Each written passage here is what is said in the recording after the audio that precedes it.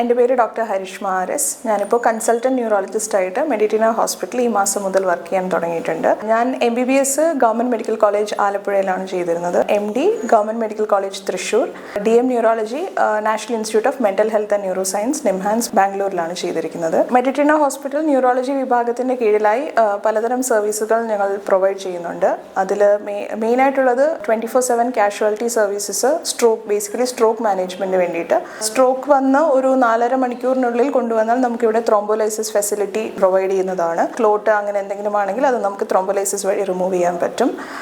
വേറെ സർവീസസ് ഇവിടെ പ്രൊവൈഡ് ചെയ്യുന്നത് പാർക്കിൻസൺ അസുഖങ്ങളും പാർക്കിൻസോണിസം, നടക്കുമ്പോഴുള്ള ഇംബാലൻസ്, അതിനെ അറ്റാക്സിയ എന്ന് പറയും, അങ്ങനെ വരുന്ന രോഗങ്ങളെല്ലാം നമ്മൾ ട്രീറ്റ് ചെയ്യുന്നതാണ്. മൾട്ടിപ്പിൾ സ്ക്ലീറോസിസ് എന്ന് പറയുന്ന അസുഖങ്ങൾക്കും ട്രീറ്റ്മെൻറ്റ് നമ്മൾ കൊടുക്കുന്നതാണ്.